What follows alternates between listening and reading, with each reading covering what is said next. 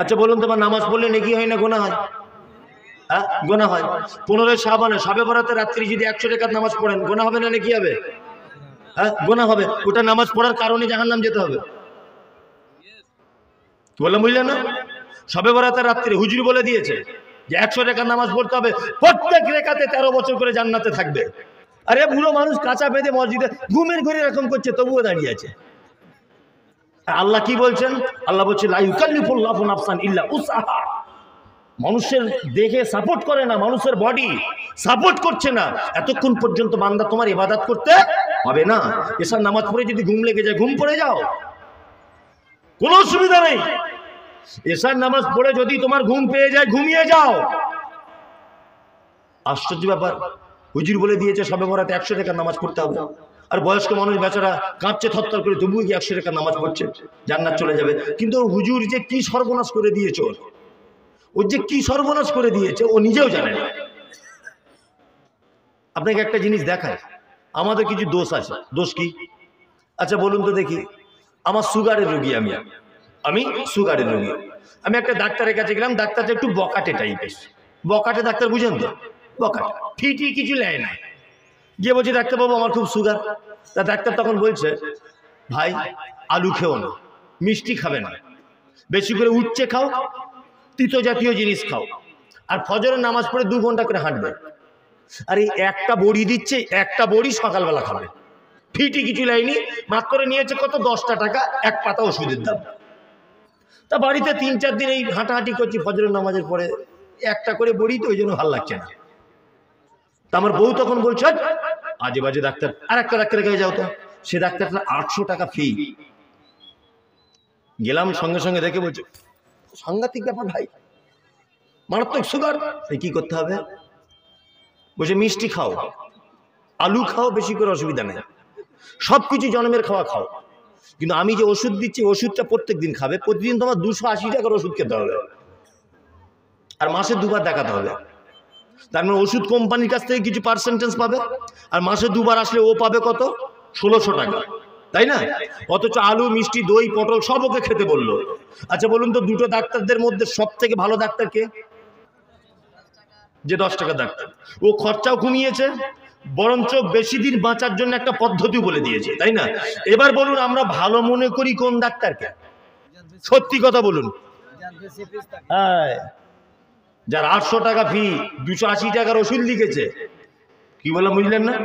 আমরা এই ডাক্তারটাকে ভালো বলি। তা আমরা বলছি এশার নামাজ পড়ে বয়স্ক মানুষ ঘুমিয়ে যাও, আর বেশি বাড়াবাড়ি করো না। ও হুজুর আবার বলে দিচ্ছে না রাত্রের বেলা উঠে তোমাকে 100 টাকা নামাজ পড়তে হবে। এ কঠিন ব্যাপার না?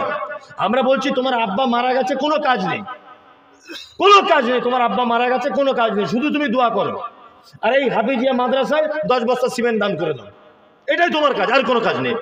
আর ওই যে মোটা হুজুর এসে বলছে না 40-এর দিনে যদি খানা না করা যায় অসুবিধা আছে, কবরে আটকে যাবে, অন্তত একটা গরু না পারলেও 50 কেজি গোস্ত লাগবেই। কি বললাম বুঝলেন না? আর যারা যারা কবর খুঁড়েছিল সবাইকে একটা করে লুঙ্গি দাও, বুঝলেন না? আর বাড়ির আশেপাশে যারা আছে সবাইকে একটা করে বেনারসি না তাতে শাড়ি দাও। তোর বাপ না তো কবরে আটকা পড়ে যাবে। জীবনে নামাজ পড়েনি, জীবনে রোজা করেনি, সারা জীবন পরে 2 নম্বরই করে খেয়েছে, আর ওর নাকি 40 করে দিলে ও জান্নাত ঢুকে যাবে। ও মনে করছে জান্নাত মানে মামার বাড়ি। যে ও কানা হুজুর, কানা হুজুর এইটা বলে দিল। অথচ আমি মুমতাজুল ইসলাম বলছি তোমার আব্বা জান্নাতে যাবার একটা সহজ রাস্তা, সেটা হচ্ছে এই, তোমার আব্বা যদি কবরের মধ্যে ফেঁসে গিয়ে থাকে, তোমার আব্বার জন্য মাদ্রাসা দান করে দাও।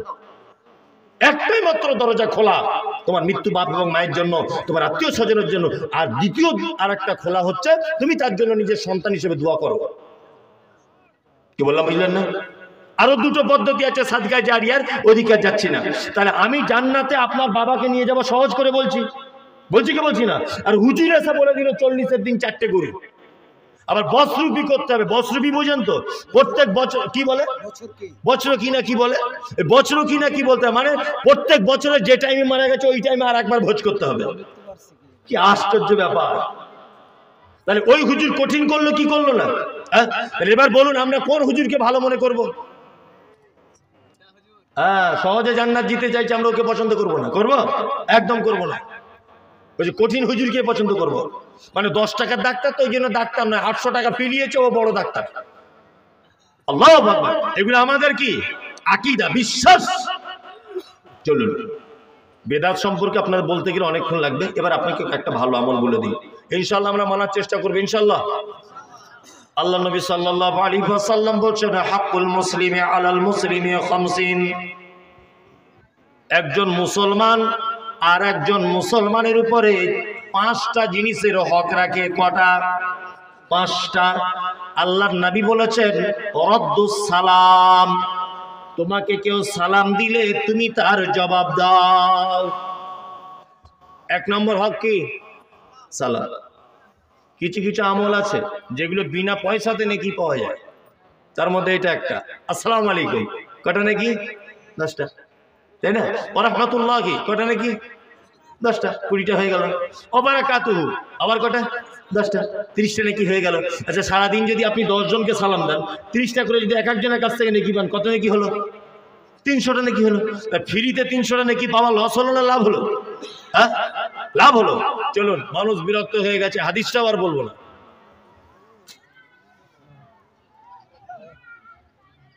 জি, আসলে আমি তো 11টার সময় উঠেছি, আর একটু আগে আগে উঠলে হতো। রাদ্দুস সালাম।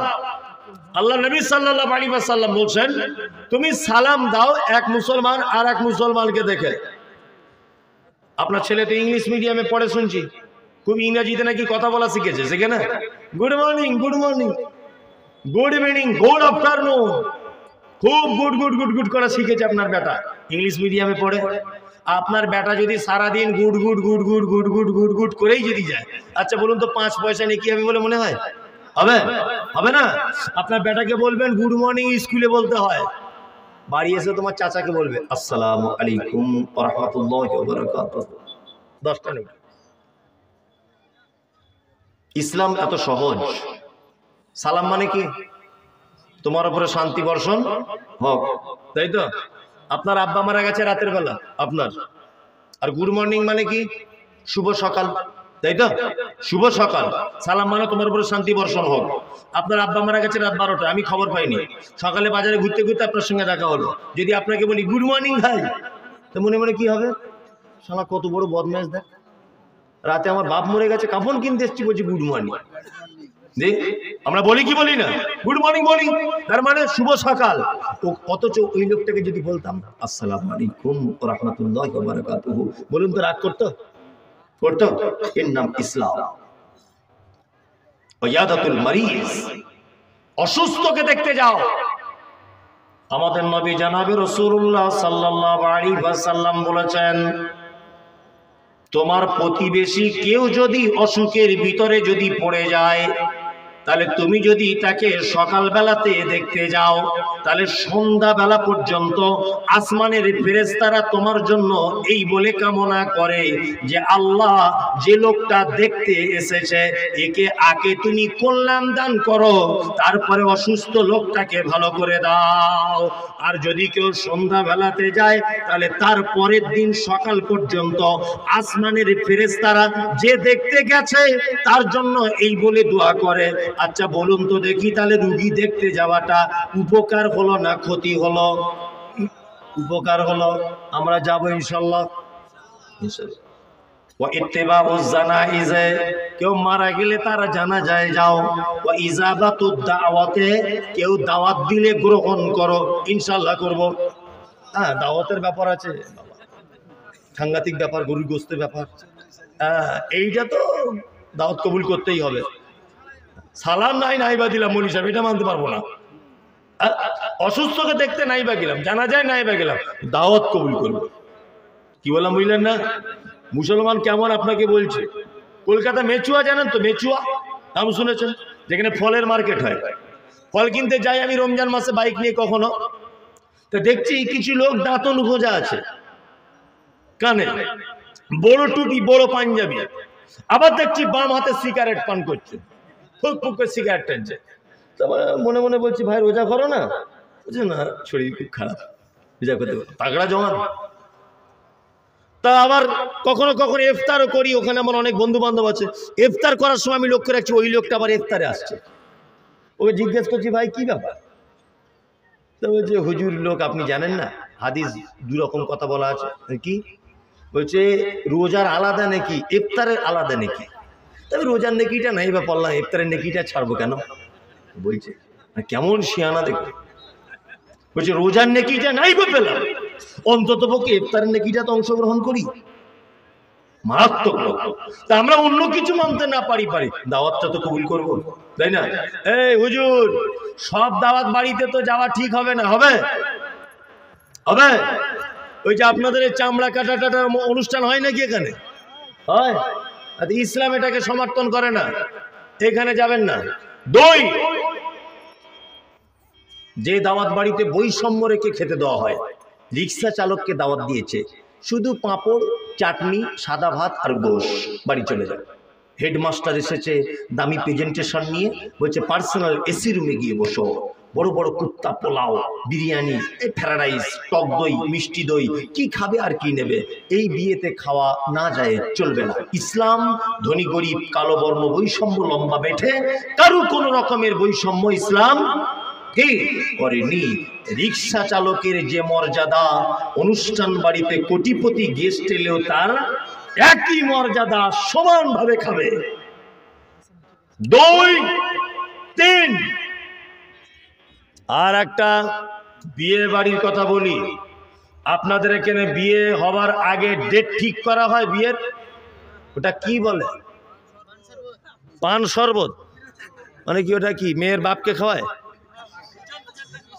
মানে ছেলে মেয়েকে আর মেয়ে ছেলেকে? পানও খাওয়ায় শরবতও খাওয়ায়, মাশাআল্লাহ ভালোই ব্যাপার। আগে জানলে এই এলাকায় বিয়ে করা উচিত ছিল আমার। পান শরবত কতদিন আগে হয়? 7 দিন 10 দিন। কতজন লোক যায় মোটামুটি মেয়ের বাড়ি?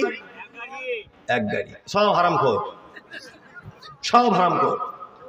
অথচ আল্লাহর রাসূল বলছেন যে কবুল বলার আগে ঢং করে মেয়ের বাড়িতে গিয়ে কিছু খাওয়া কিছু নেওয়া, মেয়ের বাপকে জুলুম করা, ইসলাম এটাকে সমর্থন করে না। পান শরবতে যাওয়া যাবে না। একটা লোক বলুন তো আজকে থেকে যাবো না, যাবেন না তো? তুলে দেন, এটা ইসলাম সমর্থন করে না। অন্তত পক্ষে এটা বলুন যে এটা ইসলামে নেই।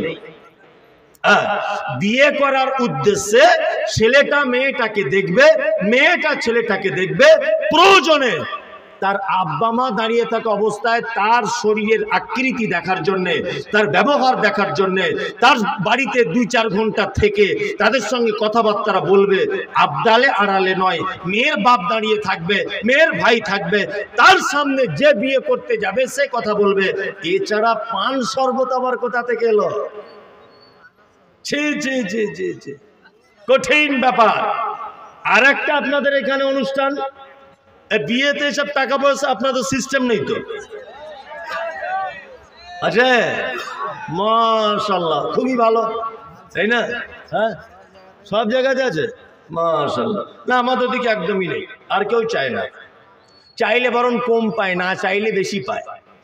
ওই জন্য এখন সব শিয়ানা লোক তো চায় না কেউ, মানে চাইলে একটা সীমার মধ্যে দিয়ে বাবা বিদায় হয়ে গেল, না চাইলে সারা জীবন দিতে হবে। কি বললাম বুঝলেন না? আদেশ করিল আল্লাহ পবিত্র কোরআনে, আর বিবাহ করিতে যত আদম সন্তানের। কোরআনে আদেশে আল্লাহ যদি না করিত, মানুষের বংশ সব ধ্বংস হয়ে যেত। কিন্তু হয় বর্তমানে হতেছে এমন, বেটির বিয়েতে বেটার বাপ দিচ্ছে কত পণ। কেউ সোনা দানা নিচ্ছে, কেউ টাকা করি, কেউ জমি জায়গা নিচ্ছে, কেউ নিচ্ছে বাড়ি। আবার কত বাবজি বলে নিব না কপন, আর বেটা বেটি সাজিয়ে দিকি বিয়াই আপন। টাকার বেলায় সাধু সাজে, জমির বেলায় চোর। বর্তমানে বেটার বাপ এমনি হারামখোর। চোর লোকে চুরি করে অন্ধকারে হলে, বেটার বাপ করে চুরি দিনের উজ্জ্বলে। হাইরে বেটার বাপ তুমি এমনি লোভী হলে, টাকার বদলে বেটা বিক্রি করিলে। ওই বহরমপুর হাটে শুনি বিক্রি হয় পাঁঠা, পাঁঠার মতো বিক্রি করো তোমরা নিজের বেটা। হাইরে বেটার বাপ তুমি এমনি লুবি হলে পাঠার মতো বেটা বিক্রি করিলে, তোর জন্য কত নারী বিষ পান করে, কত নারী গলায় দড়ি দিয়ে ঝুলে পড়ে, এর জন্য কে বাদাই যেন বেটার বাপ, শত শত বেটির বাপরা দিচ্ছে অভিশাপ। কথা বাস্তব না বাস্তব? আবার কিছু লোক বলছে, বড় বড় দাড়ি হাজি সাহেব লোক, মক্কায় গিয়েছিল, বড় সস্তার পাঞ্জাবি পেয়েছে, 4-5টা কিনে নিয়ে এসেছে। আমি ক্রিটিসাইজ করছি না, আল্লাহর কসম, পাঞ্জাবি কিনে জুব্বা পরে ঘোরে, ব্যাটার বহু দেখতে গেছে। আপনাদের এলাকায় এরকম লোক নেই, আমাদের ওদিকে আছে, দেখতে গেছে। তা মেয়ের বাপ জিজ্ঞেস করছে, বিআই সাহেব আমার মেয়েকে দেখে পছন্দ হলো? আলহামদুলিল্লাহ, খুব পছন্দ। তা আপনারা কবে যাবেন? তা আমরা যাব, আপনি বললেই যাব। তো মেয়ের বাপ তখন একটু দুঃখের কণ্ঠে বলছে, হাজি সাহেব কিছু যদি মনে না করতেন একটা কথা বলতাম। যে কি বলুন? বলছে আপনাদের দেনা পাওনা চাহিদা কিছু আছে, কোন টোন? হাজি সাহেব তখন বলছে, আস্তাগফিরুল্লাহ, আস্তাগফিরুল্লাহ। 3-4 বারের হাজি আমি, তুমি আমায় কোনের কথা বলছো? যা জানে আমার বড় জামাই জানে, হচ্ছে পাক্কা শয়তান। ও হাজি সাহেব বলে বড় জামা পরে ঢাকতে চাইছে, বলছে যা জানে আমার বড় জামাই, মানে ও হারামখোর চাইতে পারছে না। জামাইকে দিয়ে এবার জামাই গিয়ে বলছে, ছোট শালাটার বিয়ে দিয়েছে, 8 টিয়ার গাড়ি, আর ঘরটা সাজিয়ে দিয়েছে, রাস্তার ধারে 2 কাঠা জমি দিয়েছে, আর 1,60,000 টাকা নগদ সোনার আংটি, গলার একটা চেন। বলছে এইরকম দুলাভাই যদি কেউ থাকেন, আর এইরকম বদমাশ শ্বশুর যদি আপনাকে এই কাজে লাগায়, অবশ্যই আপনি মুখের উপরে বলে দেবেন, এই হারাম অবৈধ নিষিদ্ধ কাজে আমার মতো ছোট লোকিপনা আর কেউ করবে না, বলে দেবেন এগুলো। আল্লাহু আকবার। কত মেয়ের মাকে দেখেছি পঞ্চায়েত প্রধানের কাছ থেকে লিখিত নিয়ে মসজিদের দরজায় দাঁড়িয়ে বলে, কন্যা দায় এসেছি দাও। যুবক, তোমার তো একটু লজ্জা লাগা দরকার। তোমার লজ্জা শরম করা দরকার যে তুমি যাকে নিয়ে বাসর ঘরের মানে আনন্দ করবে, তুমি যাকে নিয়ে সারা জীবন কাটাবে, তোমার মা যেটা করতে পারেনি, তোমার আব্বা যেটা করতে পারেনি, তোমার বোন যে সুখ তোমাকে দিতে পারেনি, প্রতিবেশী তোমাকে যে সুখ কেউ দিতে পারেনি, সেই সুখ তোমার স্ত্রী তোমাকে দেবে। তোমার জাঙ্গিয়া কেচে দেবে, তোমার আন্ডারপ্যান্ট পরিষ্কার করবে, তোমার শরীর খারাপ হলে গোসল করাবে, তুমি কাপড়ে পায়খানা করলেও সে পরিষ্কার করে দিবে, তুমি অসুস্থ হলে। আর তাকে বউ হিসাবে আনার জন্য তার বাপের কাছে তুমি ভিক্ষা চাও? কঠিন ব্যাপার। ও আপনাকে যে সুখ, যে তৃপ্তি দিতে পারে, বলুন পৃথিবীতে এই তৃপ্তি আর কেউ দিতে পারে? কেউ পারে না। তারপরেও ওর বাপের কাছ থেকে টাকা নিতে হচ্ছে। ওই জন্য দেখবেন বিপরীত। আগেকার দিনে দেখেছি আমরা যে স্বামীরা বউদেরকে ধরে মারত, এখন দেখছি বউরা স্বামীদেরকে ধরে মারছে। অহরহ থানায় রিপোর্ট। বলছে কি? বলছে আমার বউ আমাকে মেরেছে। বুঝলেন না?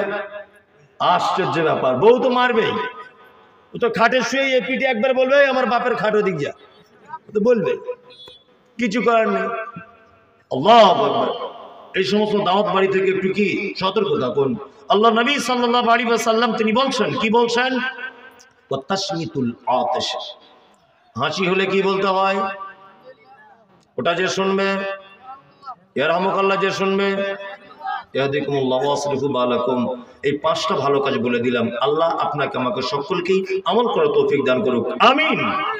এবার একটা ভালো কাজ বলছি, যারা চলে যাচ্ছেন চলে যান, আর যারা দাঁড়িয়ে আছেন একটু বসুন। ভাই বসুন, একটু 5 মিনিট বলবো। 5 মিনিট আপনার কাছে বিনীত অনুরোধ থাকলো এটা আমার। যদি আপনি আল্লাহ আল্লাহ রসুলকে ভালোবাসেন, আমাকেও যদি ভালোবেসে থাকেন, অবশ্যই আপনি একটু বসে যান। এইবার আপনাদের কাছে অনুরোধ, আর একটা কোরআন দিয়ে ভালো কথা বলছি। মোবাইল ফোন বন্ধ করুন, যে যেখানে আছেন নীরবতা পালনের মতো দাঁড়ান। পৃথিবীতে একটা মারাত্মক পর্যায়ের ভালো আমল আপনাকে বলে দিয়ে যাচ্ছি। এটা আমি সব জায়গাতে বলি, আজকেও বলবো, কারণ এটা মাদ্রাসার জলসা। এই কারণে শুরু করি ভালো কাজ। আচ্ছা বলুন, পৃথিবীতে কোনো মানুষের দ্বারাতে জান্নাত যাওয়া যায়? যায় না? যায়। পৃথিবীতে মানুষের মাধ্যমে জান্নাত যাওয়া যায়। যায় দুজনের মাধ্যমে, এক হচ্ছে বাপ, এক হচ্ছে মা। এই দুইজনের মাধ্যমে জান্নাত যাওয়া খুব সহজ। আপনাদের এখানে একটা লোকের 4 বেটা, কি সিস্টেমে ভাত খায় বুড়ো বয়সে বেটাদের কাছে? পালি। মানে মনে হচ্ছে দাঁড়ান আমি ঠিক জায়গায় আসবো, মনে হচ্ছে যে ওর বাপ মা ইমাম সাহেব মসজিদে। 15 দিন করে সিস্টেম করা আছে, 16 দিন হয়ে গেলে বড় বড় চোখ বার করে এরকম করে। বলছি ক্যালেন্ডার দেখে খেতে পারো না? আর কেউ কেউ বলছে আমাদের তরকারি কি খুব মিষ্টি, ছেড়ে যেতে মন চায় না। বলে আহা 4 ভাই তোমরা কাজ করো কোথায়? চেন্নাই। তোমার আব্বার বয়স 85 বছর, তোমার মায়ের বয়স 80 বছর, দুজনাই লাঠি ছাড়া চলতে পারে না। তোমার আব্বা তবু একটু একটু রাস্তাঘাটে ঘুরতে পারে। পৃথিবীর সব থেকে ভালো জিনিস আপনাকে বলছি,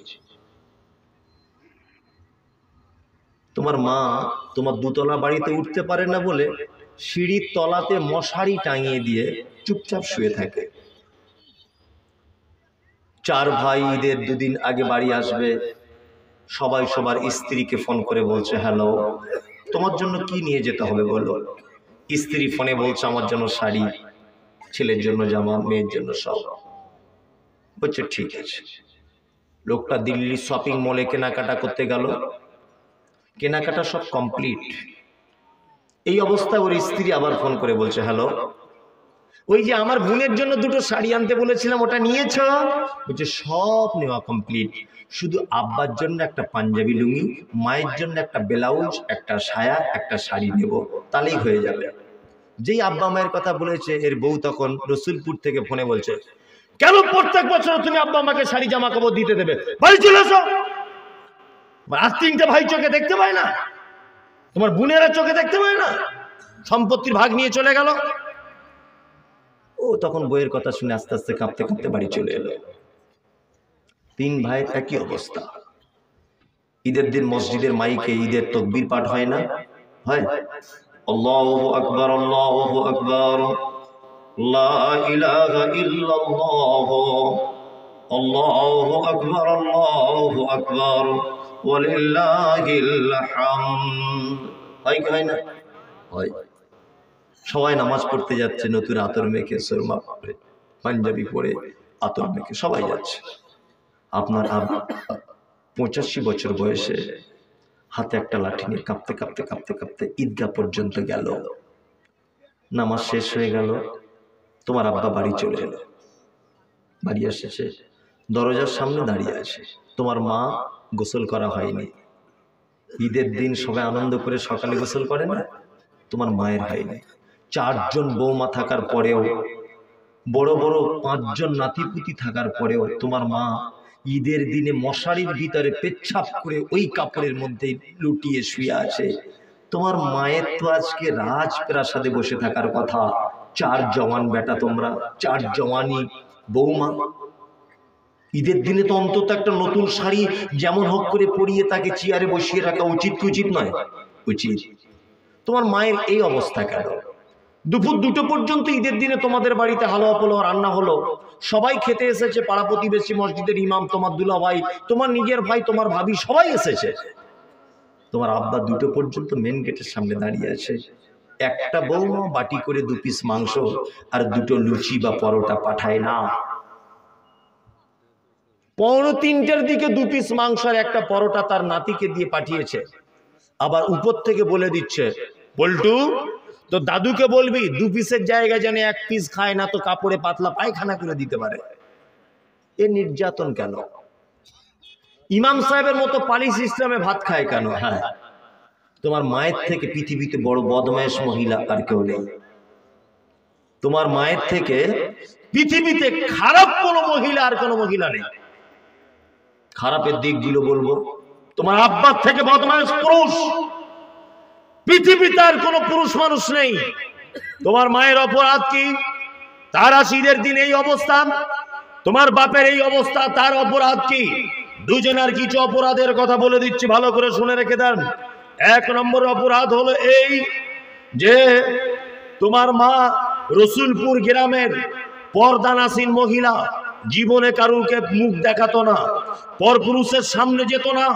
কিন্তু তুমি যেদিন পেটের ভিতরে ছিলে, তোমাকে জন্ম দেওয়ার জন্য ওই পলসুন্দার কোনো এক হাসপাতালে তোমার মাকে ভর্তি করা হয়। পরপুরুষ ডাক্তার তোমার মা বেদনা সহ্য করতে না পেরে মা ডাক শুনবে বলে পরপুরুষের সামনে নিজে ইচ্ছাতে শাড়ি ব্লাউজ খুলে দিয়ে লজ্জাস্থান দেখিয়ে পরপুরুষ ডাক্তারের সামনে তোমার মতো বদমাশ ছেলেকে জন্ম দিয়েছে। এটা তোমার মায়ের জীবনের 1 নম্বরে বড় অপরাধ।